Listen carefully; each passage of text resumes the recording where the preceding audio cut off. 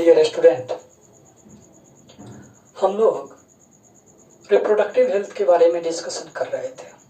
Reproductive health में हमने birth control methods के बारे में बहुत सारा चीज़ डिस्कशन किया था। उससे आगे का डिस्कशन अभी हम करने जा रहे हैं। आगे का जो टॉपिक है वो है IUD। हमने बताया था कि रिप्रोडक्टिव हेल्थ के अंदर अभी जो डिस्कशन करने जा रहे हैं बर्थ कंट्रोल मेथड्स,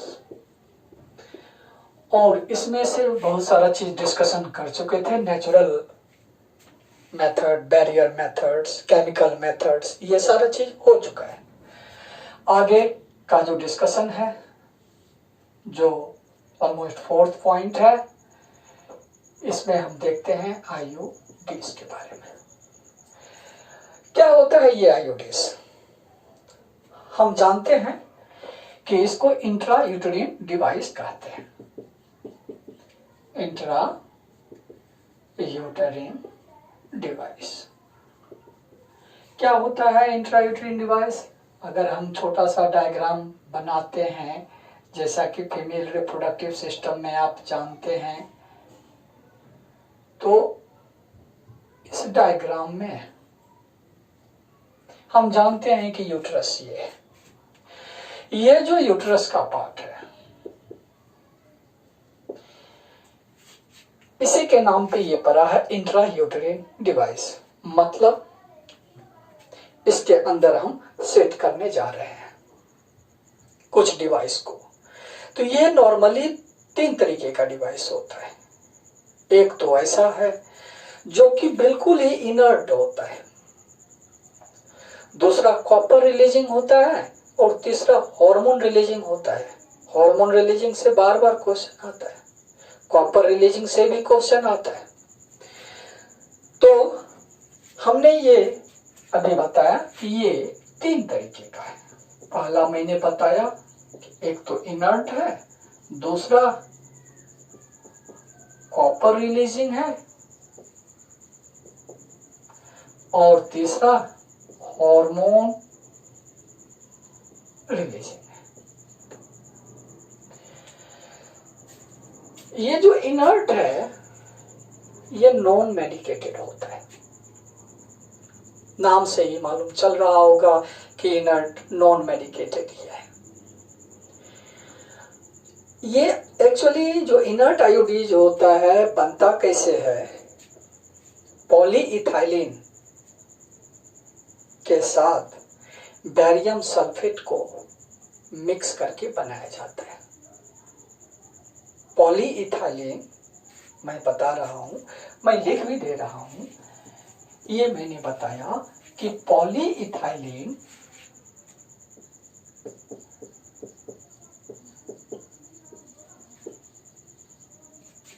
impermagneted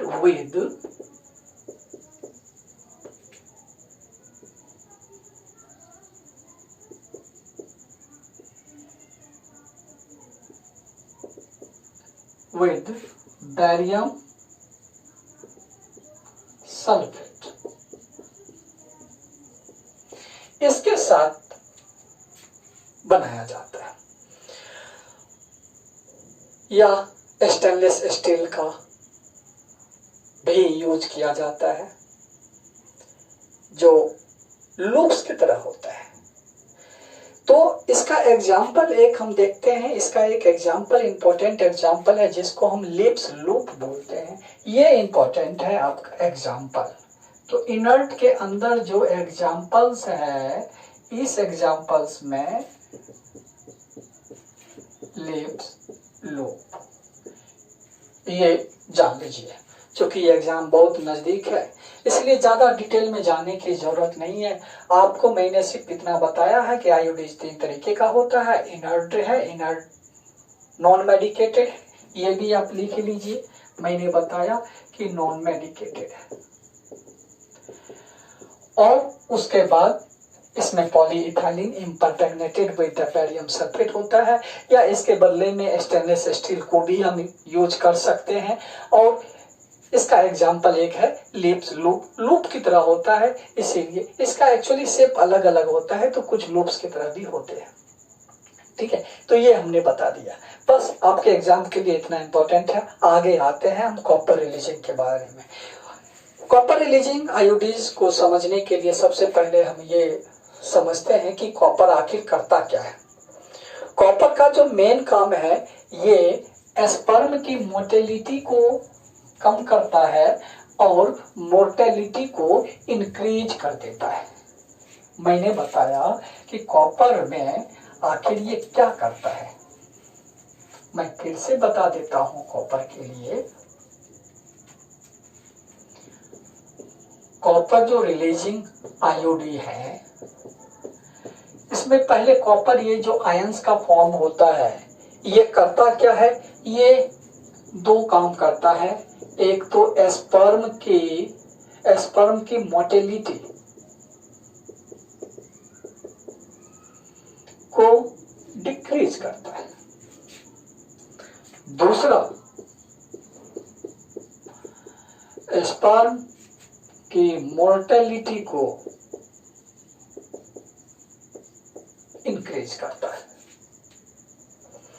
और यही करने से काम हो जाता है।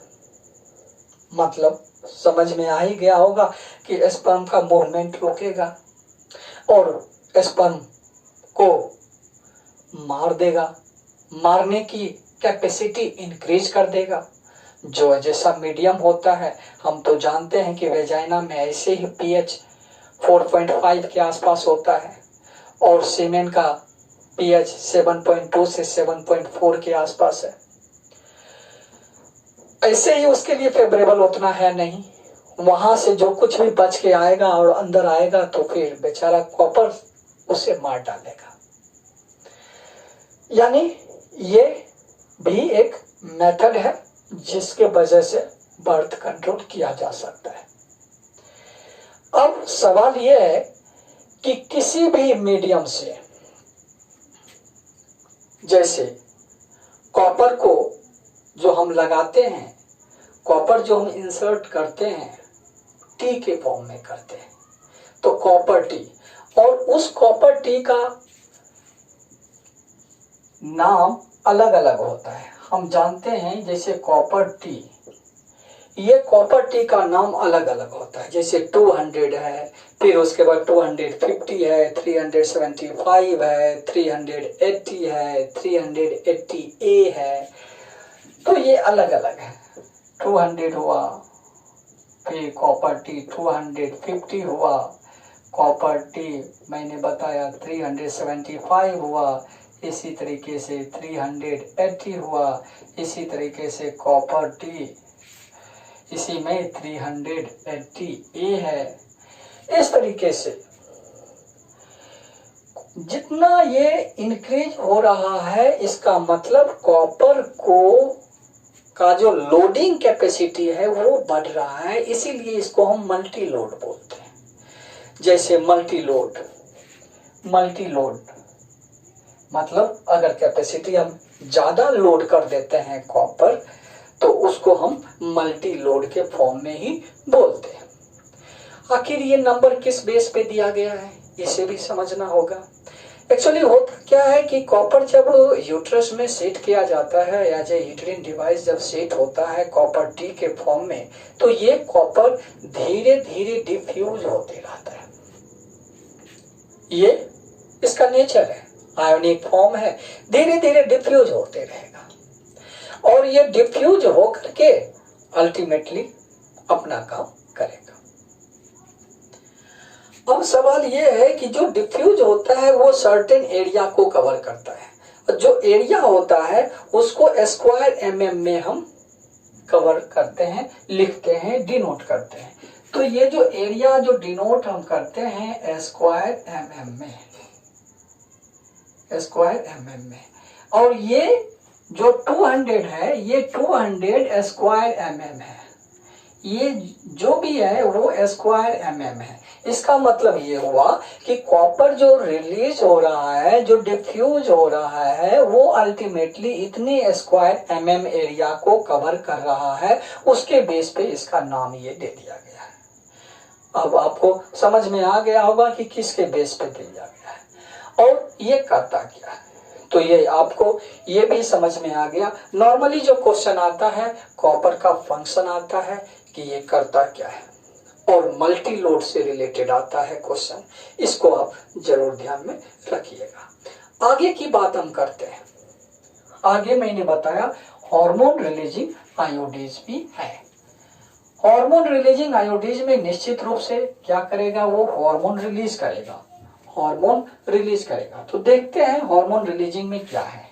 LNG-20 बार बार क्वेश्चन आता है, तो इसको जरूर आप ध्यान में रखिएगा।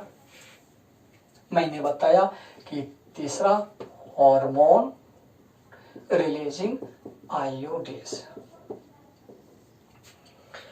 ये जो हार्मोन रिलीजिंग आयोडीज है अल्टीमेटली क्या रिलीज करता है, देखो एज ए कंक्लूजन ये करता तो प्रोजेस्टेरोन ही है, मतलब प्रोजेस्टेरोन। इसी प्रोजेस्टेरोन को आर्टिफिशियल जो सिंथेसाइज्ड प्रोजेस्टेरोन होता है उसको प्रोजेस्टाजर्ट भी बोलते हैं, लेवोनॉर्जेस्टेरोल भी बोलते हैं। आखिर ये है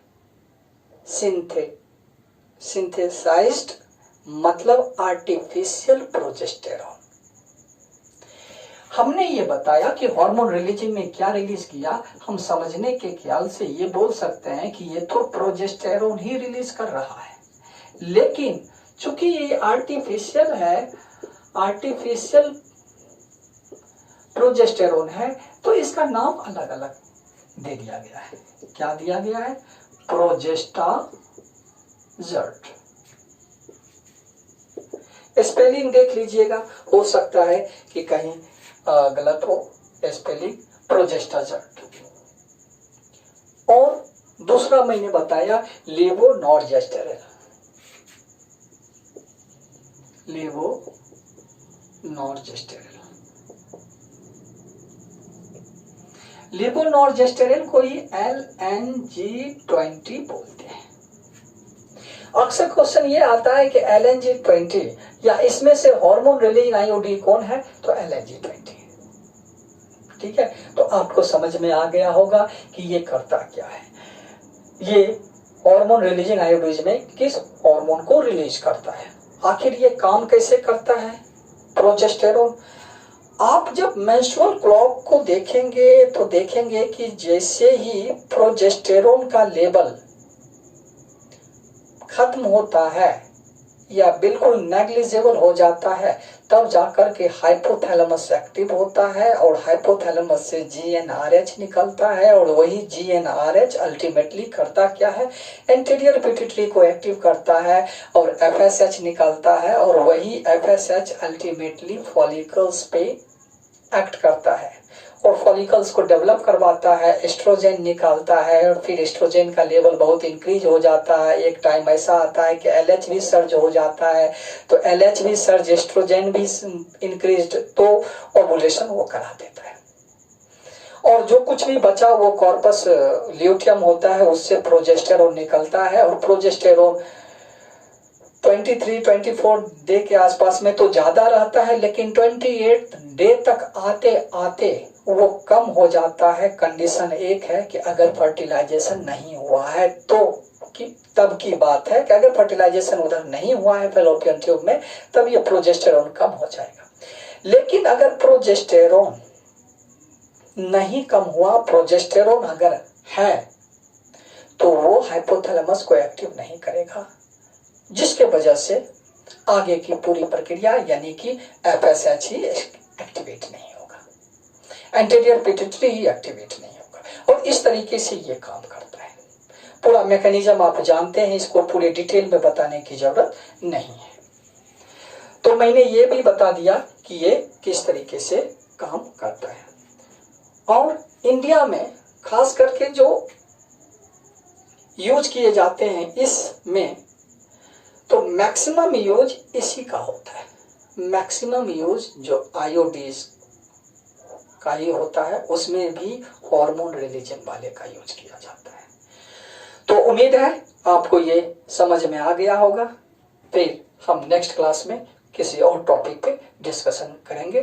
थैंक यू फॉर वॉचिंग।